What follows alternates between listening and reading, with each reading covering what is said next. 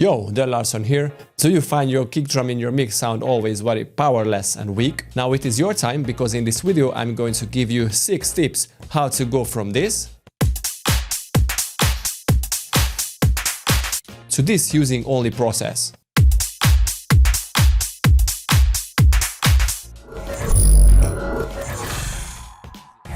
Tip number 1, this is the most obvious and the easiest thing to do, is to mono your low end. If you don't do this, you can cause some very serious problems on the low end with the phasing sine waves, so just trust me, do it.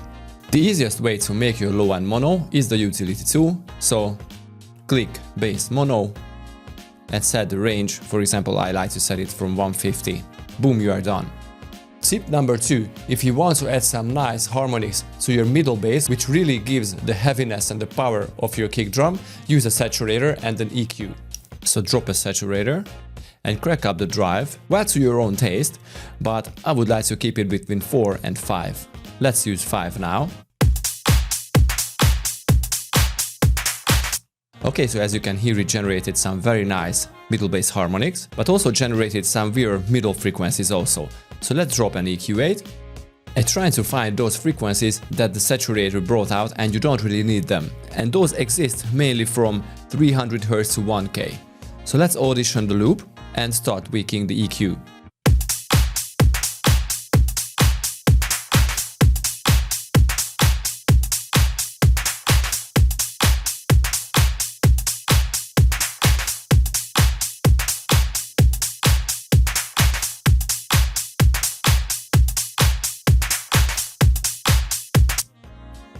So as you saw, I like to use an EQ in a very drastic way, so I just crank back very drastically the certain frequency that I'm trying to test, and when I hear that, okay, this is the frequency that I want to kill or that I want to tweak, I just pull back to the desired taste. So let me show you what we did with the saturator and the EQ now.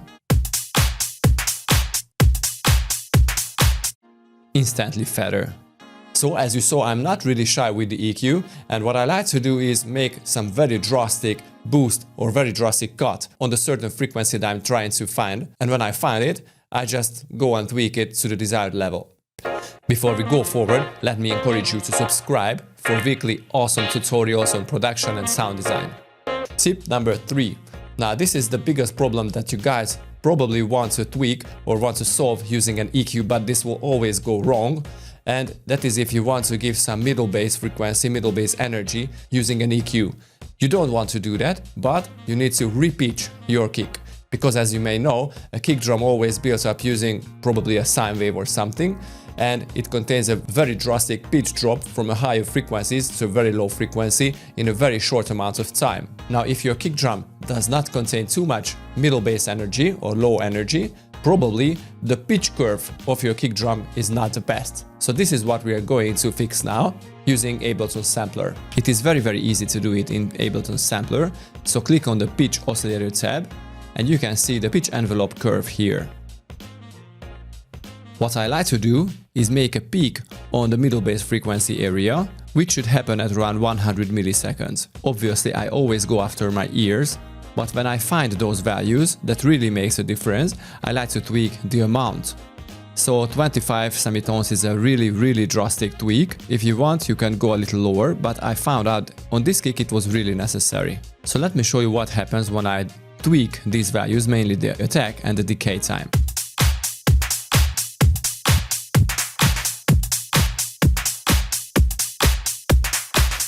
Okay, so at around 300 milliseconds, this repitching effect gives some very nice result on the middle bass area. Tip number 4.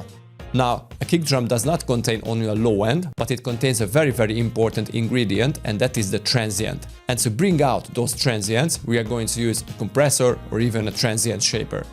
Again, what I like to do is use very drastic values. So first you need to decide how hard you want to have your transients. So the higher the attack time is, the harder your transients will be. Now I'm going with 3, so this will be a very nice sharp transient for our kicks. Because this is a house kick, we don't need very huge transients like for example in dubstep kicks. Now the release I like to pull back to the minimum, and in the ratio I like to crank up to the maximum. So right now we are having a very drastic effect. Pull back the threshold. Okay, with the threshold I lose some volume, so let's give it back with the makeup. And if you find the effect a little too drastic or too much, I like to play around with the dry wet knob, and by tweaking this knob we are having a parallel compression process basically.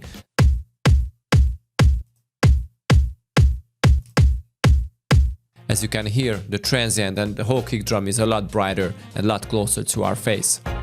Hey, before the next tip, click here, because last week I shared 5 very cool tips on Ableton that I'm sure that you want to see. Tip number 5. This is the coolest thing ever. From Ableton Live version 10, we have a wonderful tool which is called the Drum Buss. And it contains so much and so cool features that I can't really praise enough how cool and how powerful it is. So let's drop it and let me show you how I use it to really fatten up your kick drum. The coolest part in the drum buss is that you can add some very nice sub element for your kick drum. So if your kick drum suffers from it, you can give it back with the boom knob. So let me crank it up to 100. I can set the frequency of this sub element, and with this I can tune my kick drum. So my song is in F#0, so I'm setting the frequency to 47 Hz, and the 100% decay is just really too much. So what I like to do is keep it at around 10%. The next thing that I really love in the drum buss is the transient shaper, so I like to crank it up around 0.4.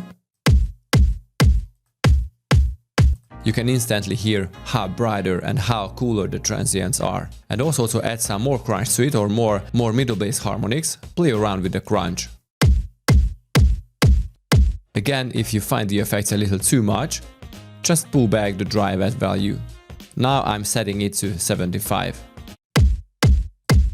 And because we are generating so much extra frequencies, mainly at around the middle frequencies and the middle bass frequencies, using the drum buss, saturation and crunch, we really need to take care of those frequencies using an EQ8, so I'm dropping an EQ8.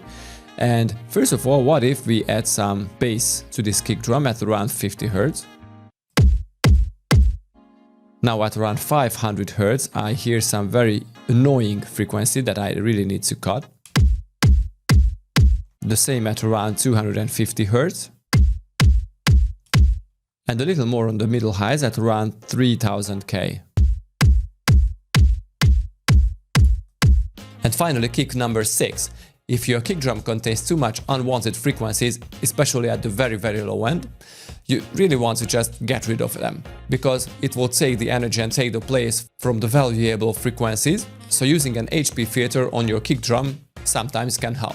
After finding the fundamental harmonics of this kick drum, which is at around 50 Hz, I'm cutting everything below it, because we don't need anything below the fundamental harmonics. And as you can hear, it makes a lot more room for the valuable energy, for the valuable frequencies, which is the fundamental frequency, and everything below we left. So these were my 6 tips on how to make your kick drums really angry and really powerful. So if you enjoyed that, drop a thumbs up and subscribe to my channel for weekly videos. And also, if you want to see a lot more sound design videos, click here.